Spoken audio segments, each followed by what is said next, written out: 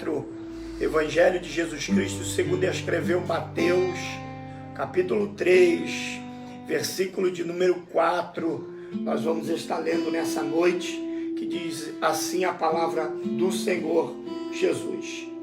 E este João tinha o seu vestido de peles de camelo e um cinto de couro em torno de seus lombos, e alimentava-se de gafanhotos e mel silvestre. Queridos, a palavra do Senhor diz que, por sua vez, João é chamado de o precursor, aquele que veio para preparar o caminho do Messias. João, por sua vez, prega em um ambiente totalmente inusitado, dentro daquilo que seu pai, Zacarias, exercia, porque a Bíblia diz que Zacarias era sacerdote, e como de costume da época, era da linhagem Zacarias, por sua vez, assim sucessivamente, João Batista seria também um sacerdote. Assim como o profeta Jeremias, mas por sua vez, tanto Jeremias quanto João Batista tiveram destinos diferentes, com propostas diferentes. A Jeremias Deus disse: eu te escolhi e te dei as nações por profeta. Apesar de o pai de Jeremias ser sacerdote, mas Deus havia estabelecido Jeremias como profeta. Não é diferente com João Batista. Zacarias, por sua vez, exercia o seu sacerdócio, mas em contrapartida tem um João Batista que foi chamado para ser profeta. A Bíblia diz que ele vai pregar em um ambiente totalmente inusitado. Ele vai pregar justamente num ambiente de deserto. João Batista pregava uma mensagem muito incisiva, trazendo para nós transformação, mudança, metanoia, arrependimento de vida. Percebe que João Batista, por sua vez, ao anunciar a palavra do Senhor, João vai pregando e alguém vai perguntar a ele quem ele é.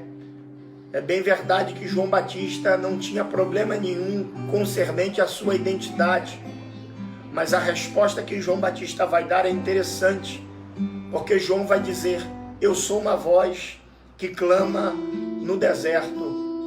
É bom a gente saber disso, que em um dado momento da nossa vida, quem nós somos, o que nós servimos, para que nós viemos, qual é o propósito específico. João Batista sabia que ele estava vindo debaixo de um propósito, e o propósito de João Batista era pregar a palavra, anunciar o Cristo, preparar o caminho. Nas mensagens de João, João dizia: arrependei-vos, porque é chegada a hora, raça de víboras, fugi da ira vindoura, eu vos batizo com água para arrependimento de pecados, mas aquele que há de vir após mim, a qual eu não sou digno de desatar as alparcas dos seus pés, batizará com fogo e fogo do Espírito Santo. Percebe, querido, que João está preparando o caminho quando o Messias aparece. Talvez João, por sua vez, entendendo que ele estava na fila para ser batizado, percebe que João imediatamente manda seus discípulos irem até ele para perguntar se ele verdadeiramente era o Messias ou eles deveriam esperar a outro. É quando os discípulos de João vão até Jesus e Jesus diz para ele que verdadeiramente ele era o Messias prometido. Eles retornam dando uma mensagem para João, que aquele que estava na fila, esperando para ser batizado, era o próprio Cristo, o próprio Messias, o enviado de Deus. A história conta que Jesus, quando está para vir para ser batizado por João, eu começo a entender que imediatamente João deve ter dito para os seus discípulos: voltem até lá e pergunta a ele se ele não pode vir logo para adiantar a profecia, porque nós estávamos esperando há muito tempo. Eu imagino o próprio Jesus olhando para os discípulos de João e dizendo: diga para João que na fila eu estou, na fila eu vou ficar. Eu não vou passar à frente de ninguém. Eu vou esperar a minha hora, eu vou esperar o meu tempo, eu vou esperar o meu momento. Aqui é uma palavra de Deus para a sua vida, uma palavra poderosa para o teu coração. Não precisa você passar na frente de ninguém, não precisa você tomar a frente de ninguém. A sua hora, o seu momento, o seu tempo vai chegar e Deus vai glorificar o nome dele sobre a sua vida. Creia nisso em nome de Jesus. João Batista está pregando e a Bíblia diz que é naqueles dias que apareceu João Batista. Percebe que os dias são de crise, os dias são de adversidade, os dias são de provações, os dias são de tempos difíceis, mas é dentro desse tempo que João aparece, porque os verdadeiros profetas não aparecem simplesmente quando tudo está bem. Os verdadeiros profetas e homens de Deus aparecem justamente quando necessita de uma voz profética. João apareceu no deserto, mas a Bíblia vai dizer que quando ele aparece fazendo algo muito interessante. João aparece no capítulo 3, no versículo de número 1, pregando no deserto da Judéia. Percebe, querido, que a aparição de João é uma aparição interessante. Ele não só aparece, mas ele aparece exercendo aquilo que ele foi chamado para exercer. Porque o problema aqui não é simplesmente aparecer, mas é aparecer simplesmente fazendo aquilo que ele foi chamado para fazer. É nesse ambiente de deserto, é nesse ambiente conturbado que João entende que ele precisa aparecer. Ele aparece no deserto, porque independente do deserto que eu estou vivendo, eu não vou deixar de fazer o que eu fui chamado para fazer. Talvez alguém está dizendo: eu não vou aparecer porque o ambiente é deserto. E o Senhor está dizendo: eu te levei justamente para lá para que você possa aparecer. Por quê? Porque o deserto vai revelar para que você foi para lá. O deserto vai revelar a sua chamada. O deserto vai revelar o seu propósito. O deserto vai revelar por que eu te chamei. João Batista aparece. E ele aparece justamente pregando no deserto da Judéia. Não é porque ele está no deserto que ele vai deixar de pregar e fazer aquilo que ele foi chamado para fazer. A Bíblia diz que José, por sua vez, foi vendido como escravo pelos seus irmãos para o Egito. Uma caravana de ismaelitas passa, o leva para o Egito. E é dentro desse tempo que José agora vai entrar dentro da casa de Potifar. A esposa de Potifar, por sua vez, vai assediá-lo. E após assediá-lo, José, mesmo tentando provar a sua inocência, ele vai preso. E quando chega na prisão, talvez José, em um dado momento da sua vida, pensando consigo mesmo por que ele estava ali. Primeiramente, pelo fato dos seus irmãos terem o vendido, pelos seus irmãos de sangue terem o abandonado, por darem um preço tão barato por ele, pela vida, pela esposa de Potifar assediá-lo e ele de forma inocente ser preso. Quando chega dentro da prisão, eu imagino que José está pensando, imaginando todas essas situações que ele estava vivendo, passando. É quando de repente um copeiro e um padeiro têm um sonho, e aí por sua vez dentro desse sonho, ele agora vai mencionar tudo aquilo que ele havia sonhado, e vai pedir justamente para que José interprete este sonho. José tinha todos os motivos do mundo para continuar do jeito que ele estava. Só que o deserto onde eu estou não pode negligenciar o dom que Deus me deu. José sabia que por mais que ele estivesse dentro da prisão, ele não poderia negligenciar aquilo que Deus havia lhe entregue. Querido, esta palavra é para alguém que está nos ouvindo nessa hora, para você que por sua vez recebeu algo da parte de Deus tão valioso, algo da parte de Deus tão precioso.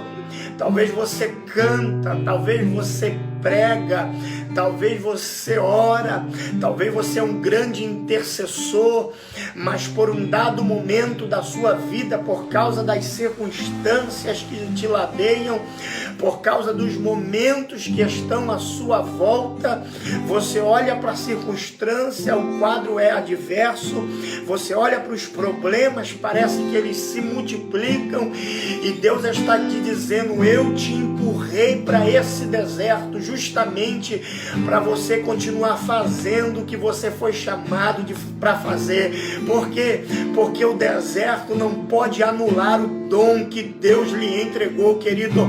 Então, se está no deserto, pregue. Se está no deserto, ore. Se está no deserto, interceda. Se está no deserto, faça aquilo que Deus lhe chamou para fazer. Por quê?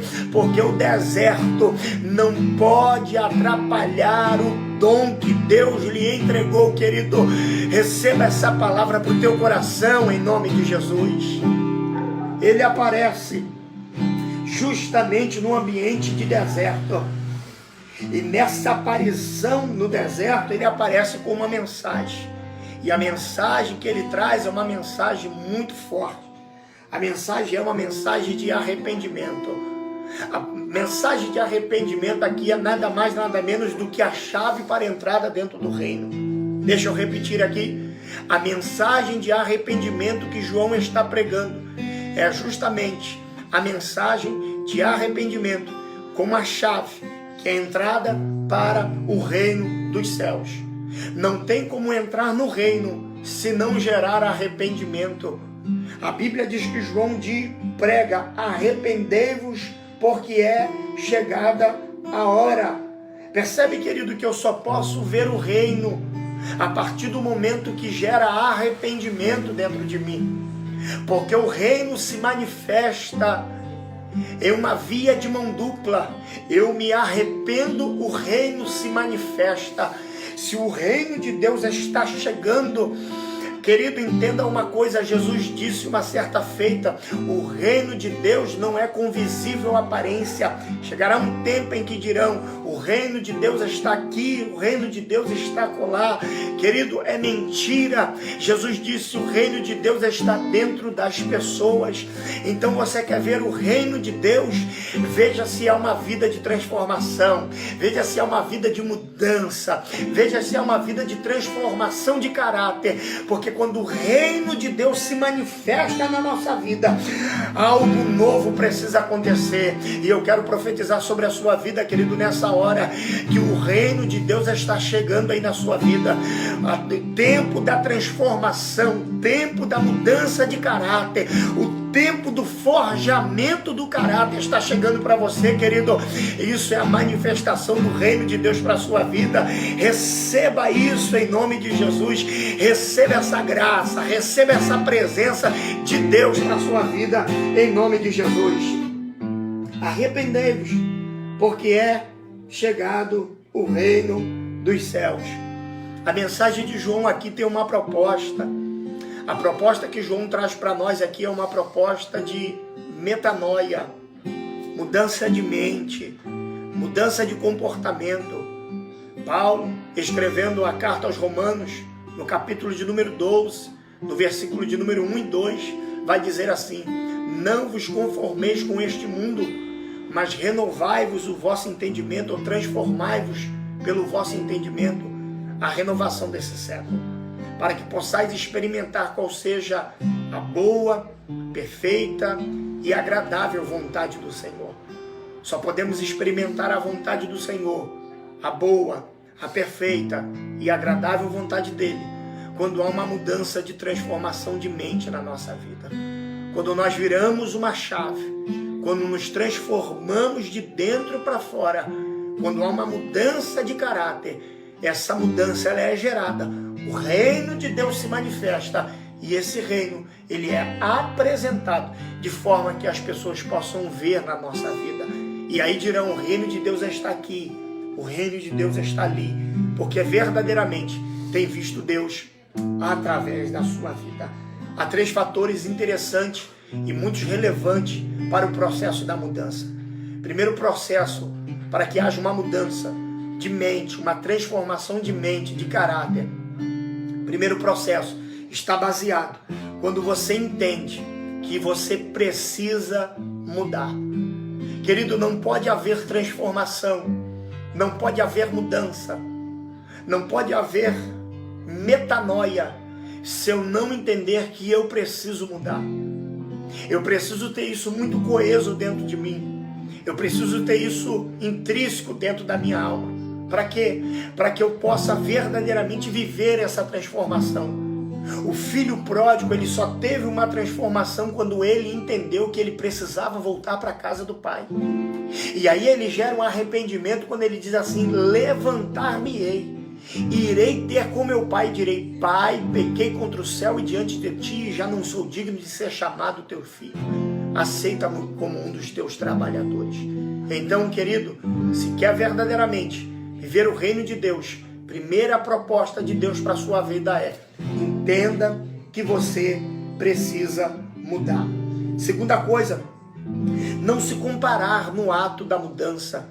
Não vive se comparando, olhando para as pessoas. Não, querido, olhe para dentro de você.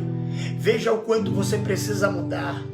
Veja o quanto coisas na sua vida te fazem mal.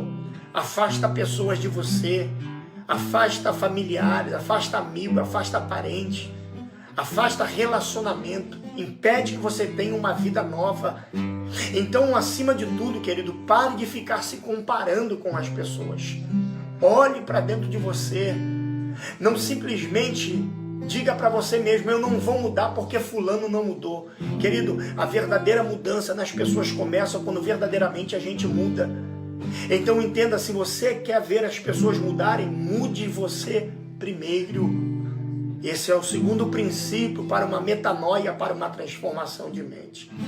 Terceira coisa, para que haja uma mudança de mente, é que você precisa entender que isso é muito relevante.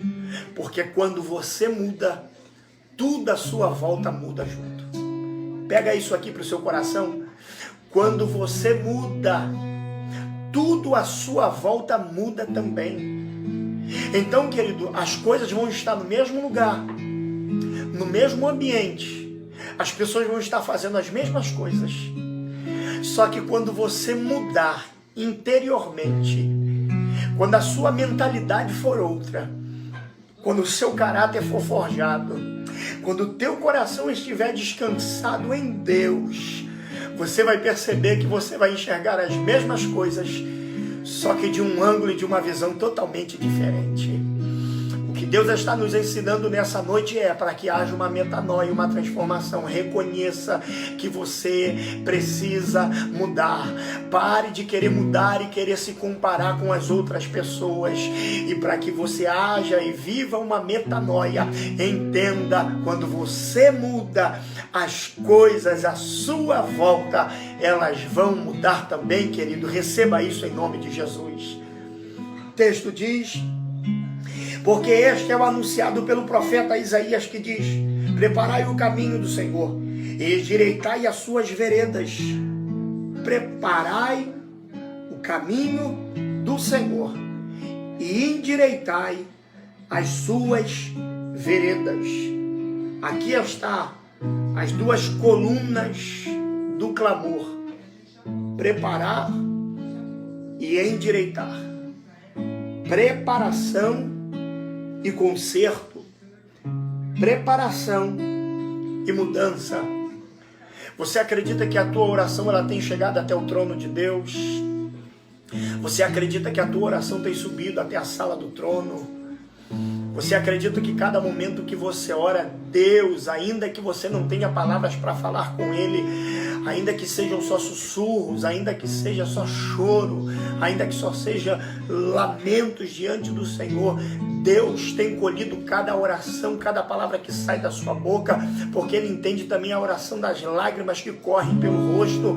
Mas entenda uma coisa, querido: a cada oração que você faz, tem alguém se endireitando, tem alguém se consertando, porque o teu clamor, querido, tem trago a pessoas, em nome de Jesus, uma nova preparação e trazendo de volta para o caminho.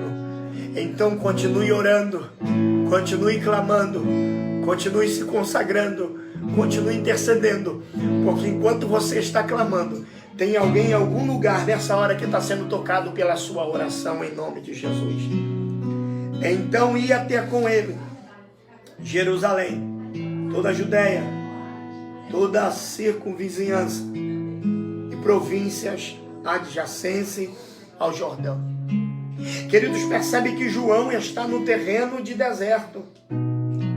Mas mesmo João estando nesse ambiente de deserto, tem gente vindo de longe para ouvir a mensagem de João.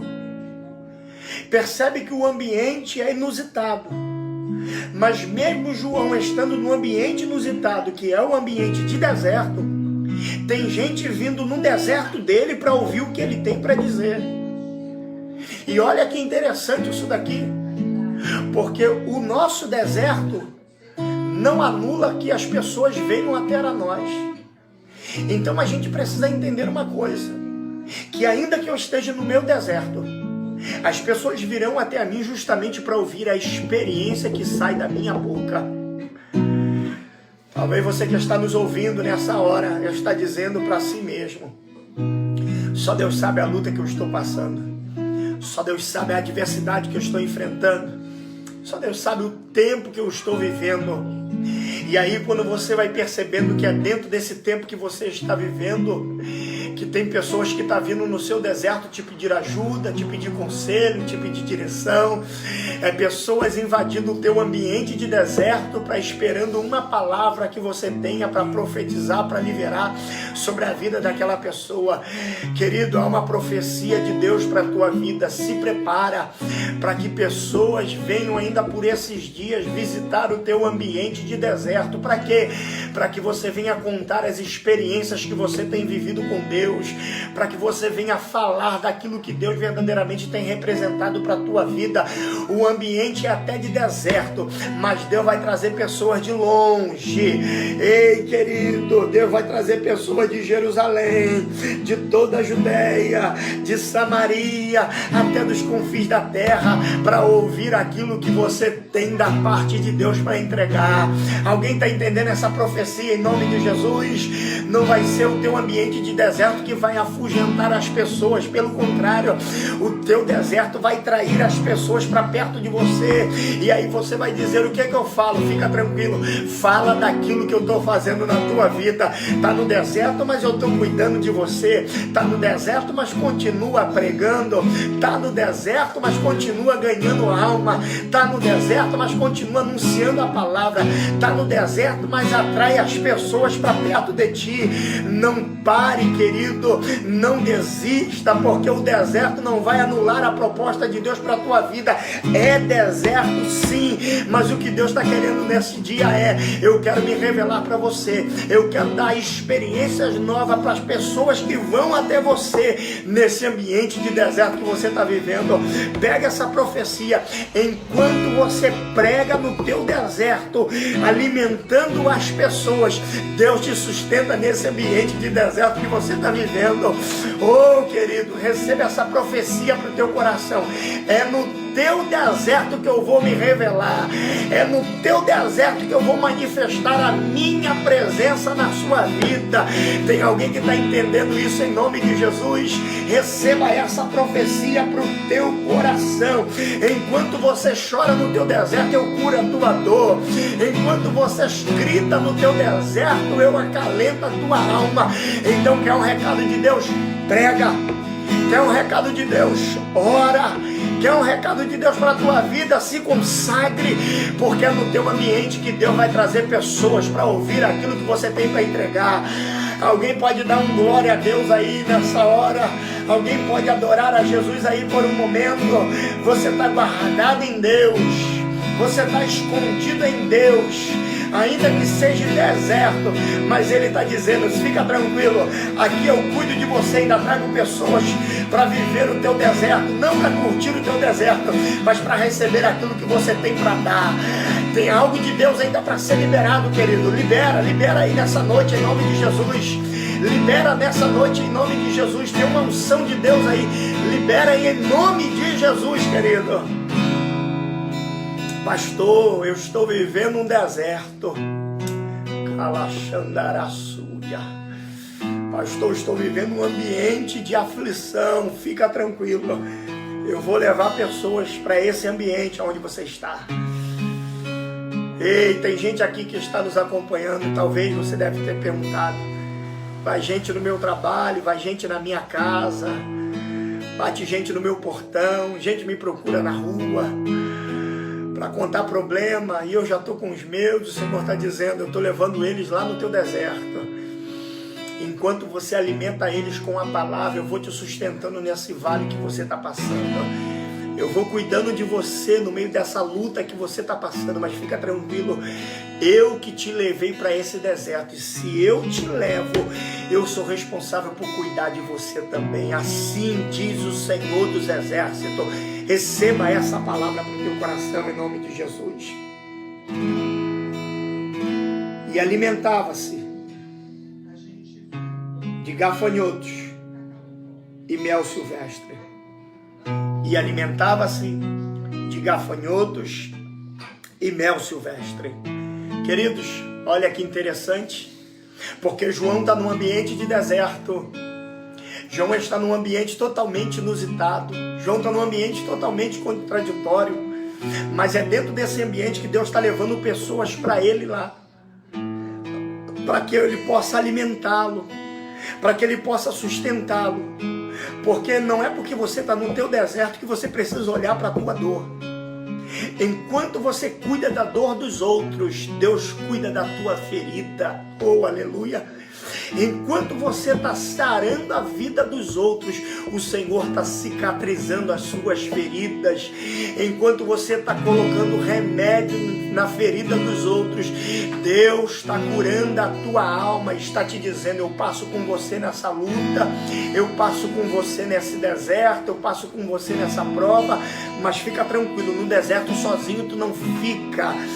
Nessa prova sozinho tu não fica, eu passo contigo, eu te sustento, eu te ajudo, eu seguro pela tua mão, eu te digo não tema porque eu sou contigo, apenas continue fazendo o que foi chamado para fazer. Mas eu estou no deserto, pregue, mas eu estou no deserto, cante, mas eu estou no deserto, ore. Por quê? Porque esse deserto é para atrair as pessoas para perto de você, para que você tenha uma palavra de Deus para a vida delas, e o nome de Deus será glorificado sobre a sua vida, querido, em nome de Jesus. E a Bíblia diz que João, nesse ambiente de deserto, se alimentava de gafanhotos e mel silvestre. Percebe, querido, que a alimentação de João, além das suas vestimentas, além do lugar inusitado que ele prega, até a sua alimentação ela era diferenciada. A Bíblia diz que ele se alimentava de gafanhotos e mel silvestre. Gafanhotos e mel silvestre. João se alimentava de gafanhotos e mel silvestre. Percebe que João come de gafanhotos. E quando a gente vai falar acerca de gafanhotos dentro da Bíblia, a Bíblia vai falar de vários tipos de gafanhoto. Mas a conotação, o significado de gafanhotos dentro da Bíblia é baseado naquele que devora, aquele que destrói. A Bíblia vai falar do gafanhoto cortador, do migrador, do devorador e do destruidor. Então todas as vezes que a Bíblia fala acerca de gafanhoto, Joel no capítulo de número 1, no versículo de número 3, vai falar acerca dos gafanhotos. Apocalipse no capítulo 9, no versículo 7, vai falar acerca dos gafanhotos que saíam emergidos da terra. Oséias vai falar acerca de gafanhotos. Então todas as vezes que a Bíblia fala acerca de gafanhoto, a Bíblia está falando acerca de destruição. E João Batista, a Bíblia está dizendo que João se alimentava de gafanhotos e mel silvestre. Ou seja, João estava dizendo, se eles vieram para me destruir, eu vou destruí-los primeiro. Oh, aleluia! Querido, não espere ele atacar, parta para cima. Não espere acontecer, se levante e vai. Não espere se mover, faça você acontecer. Querido, aquilo que João entendeu, aquilo que veio para me atacar, eu vou atacar primeiro. Aquilo que veio para me destruir, eu vou destruir primeiro. A palavra de Deus para a sua vida nessa hora querido, receba essa profecia para o teu coração. Tem coisas que está vindo para te destruir, tem coisas que está vindo para te paralisar, tem coisas que está vindo para atrapalhar a chamada de Deus na sua vida. Mas entenda, quando vier de encontro à sua vida, vá de encontro a Ele dizendo, eu vou no nome do Senhor dos Exércitos. Alguém está recebendo isso em nome de Jesus? Alguém recebe essa profecia? Queridos, nessa hora, faça uma análise da sua vida. Olha para dentro de você. E você sabe o que está vindo de encontro à sua vida para te destruir. Tem coisa que está vindo contra a sua família, contra a sua casa. Querido, nós estávamos falando por esses dias acerca da fé. E quando a gente fala acerca da fé, é interessante porque a fé, ela tem N significados. Mas a fé, em um dado momento, ela tem um significado no hebraico que quer dizer emuná. Quando a gente vai ler no grego, pisti. Quando a gente vai ler no latim, filéu, que vem de fidelidade. Mas esse significado de fé no hebraico, emuná, traz um sentido muito interessante. O sentido de emuná é alguém que possivelmente, imagina alguém que está descendo o rio abaixo, se afogando, prestes a morrer. De repente alguém lança uma corda e o único meio de segurança que aquela pessoa ali está, ela tem para se salvar, é aquela corda que lhe foi enviada. Então, emuná, fé, tem o sentido de aquilo que me assegura, aquilo que me dá segurança, aquilo que eu me agarro. Porque nas circunstâncias que estamos vivendo, se tem uma coisa que você precisa manter em dia, é a sua fé inabalável em Cristo Jesus. Mas Paulo vai falar acerca de fé num sentido totalmente diferente. Porque ele está olhando para o soldado romano e ele está dizendo, eu estou vendo esse soldado com o capacete da salvação, com a couraça da justiça, com calçados com a preparação do evangelho da paz, com a espada do Espírito que é a palavra de Deus, e com o escudo da fé. Então Paulo está trazendo para nós um ensinamento de que a fé também é um escudo. E como escudo, a fé é uma proteção. Por que eu estou te falando isso? Porque tem dardos inflamados do adversário que tem lançado sobre a sua vida. Setas que tem lançado sobre a sua casa, lançado sobre a sua família, lançado sobre a sua mente. Pessoas que estão fracas, pessoas que estão desanimadas, pessoas que estão abrindo mão da sua casa, da sua família, são os dardos que o diabo tem inventado, tem se levantado, tem investido contra a sua casa, contra a sua vida e contra a sua família. E Paulo está nos ensinando, levante o seu escudo da fé, o escudo de proteção, para que quando esses dardos vierem sobre você, o seu escudo de proteção vai te guardar.